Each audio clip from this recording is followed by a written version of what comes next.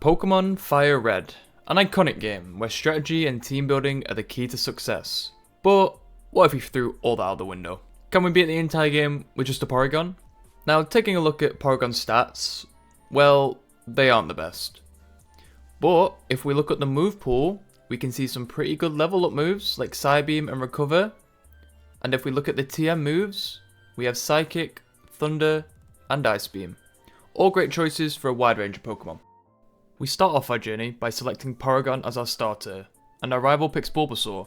Our stats are pretty well rounded, so a quick conversion to turn us into a Ghost type, and a few tackles, that takes care of our first rival battle.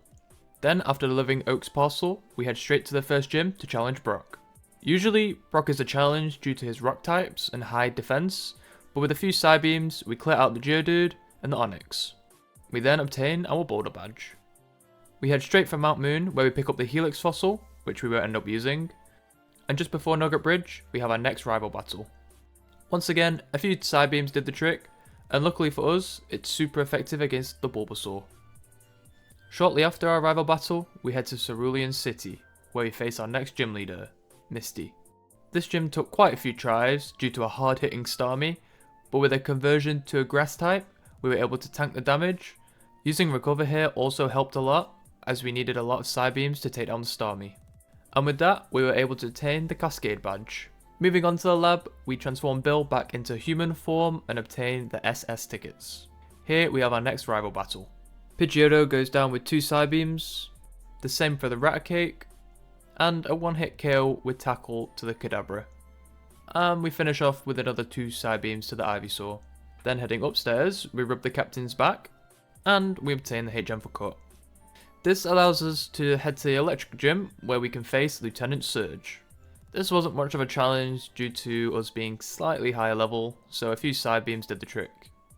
We then painfully made our way through Rock Tunnel, probably took about 30 minutes. We were then able to head to the next gym to take on Erica. Due to us having the type advantage, we easily KO'd the Victory Bell, the Tangela, and finally her Vileplume. We were then rewarded with the Rainbow Badge. As we defeat the Grunt in the game corner, we head down to Team Rocket's secret lab, where we take on Giovanni for the first time. We learnt Tri-Tag at level 36, so with a combination of that and Psybeam, we were easily able to take down his Pokemon. Now we have the Self Scope, we can head up to Pokemon Tower, doing a rival battle on the way, which as you might have guessed, was pretty easy seeing as we are level 45. We then save the old dude, who takes us back to his house, and rewards us with the Pokeflute. We use this to shift Snorlax out the way, and enter Fuchsia City, where we can now challenge the gym leader Koga. Now, I was a bit stupid here and used Tri-Attack when I could have just used Psybeam, which is super effective, but we ended up defeating him anyway. And with that, we obtain the Soul Badge. Staying in Fuchsia City, we head to the Safari Park, where I pick up the Gold Teeth and collect the HM for Surf. We head back to the Warden's house to obtain the HM for Strength, and then we went all the way back to Celadon City because we forgot to pick up the T from this old lady. Heading to Silphco, we grab the keycard, make our way to the next rival battle, and a nice combination of Tri-Attack and Psybeam, we were able to make quick work of the rival. I then talk to this guy, who gives us a Lapras, which we teach Surf. Heading further down, we encounter Giovanni again.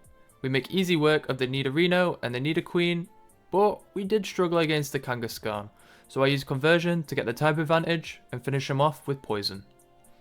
Then the Rhyhorn goes down with ease. We collect the Master Ball from the President and head to the next gym to challenge Sabrina. Psybeam won't do a lot of damage here, so I take out everyone with a few Tri-Attacks and are able to obtain the Marsh Badge. Before we leave, I pick up Psychic to replace Psybeam and catch a Spearow so we can use Fly, as well as getting the TM for Ice Beam, which will help us greatly later on. I fly back to Pallet Town, where I surf south to visit the Pokemon Mansion to pick up the secret key and unlock the gym. Here we challenge Blaine. We start off by using Conversion to gain the type advantage, then knock out all his Pokemon with Psychic. And with that, we are rewarded with the Volcano Badge. Now we can take on Giovanni at the final gym. We make quick work of everyone with our newly acquired Ice Beam and obtain the final gym badge. Now it's time to take on the Elite Four, but not before our final rival battle. We take down the Pidgeot with Ice Beam, and the same goes for the Rhyhorn. I get a crit and a freeze on the Gyarados, but unfortunately he breaks free. I then use Psychic to finish him off. The Growlithe goes down with a couple of Psychics, and we get a quick recover in before finishing off Alakazam with Ice Beam. And then finally, we KO the Venusaur with Psychic. And now we are able to move on to the Elite Four. After making my way out of Victory Road, I head up into the Indigo Plateau. I heal first and teach my Porygon Thunder. We also trained ourselves up to level 70. Now it's time to face Lorelie and her Ice Pokemon. This battle requires a bit of luck due to Thunder only being a 70 accuracy. So it took a few tries, but nevertheless, we hit our first Thunder on Dugong, missed the other one on Cloyster, but he only used Spike, so it wasn't a problem. He protects, but luckily we get a hit off on the next turn. Next up is Slowbro, who got one hit KO'd. We then miss our Thunder on the Lapras and get hit with a Confuse Ray. After battling with Confusion and taking a few hits from Surf, I decide to risk it with a final Thunder, which luckily hits. We then recover for the Jinx fight, but unfortunately we get frozen on turn 1, but we are able to tank most of the damage and defrost right before we die. Then, after recovering to full HP, she puts us to sleep. This was very annoying, but she soon runs out of Ice Punches and we are able to chip away with Ice Beam until we finally defeat her. Next up is Bruno, which again requires a little bit of luck as we are at a type disadvantage and we also need to use an Ether mid-battle. On turn 1 I pop an X-Defend to help us tank a bit. We also have Quick Claw equipped to give us a better chance at moving first.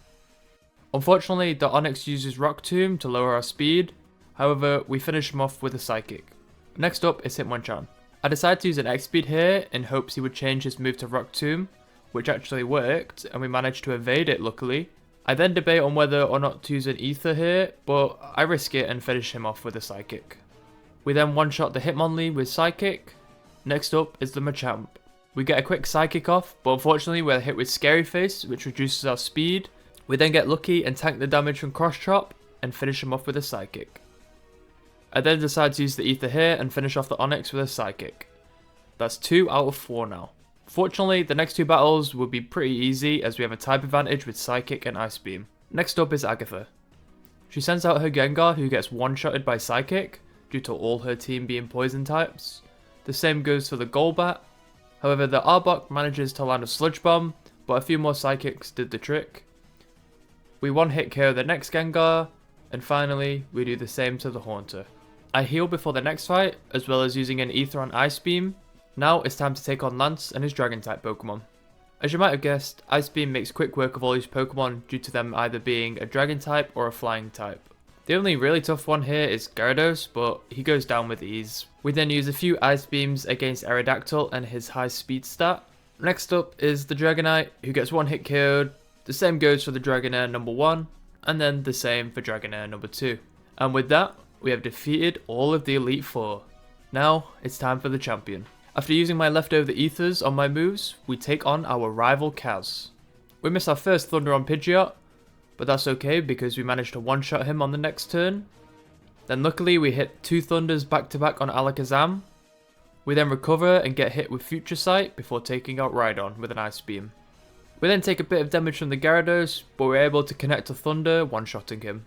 Then the Arcanine hits us with a Flamethrower, which unfortunately leaves us with Burn, so I use one of my full restores, and with a bit of luck, we tank the damage and are able to finish him off with a Psychic. Finally, the Venusaur, which goes down with only 2 Psychics. And with that, we have completed Pokemon Fire Red with only a Porygon. Thank you so much for watching, and if you want me to do this again with a different Pokemon, let me know in the comments below. Goodbye.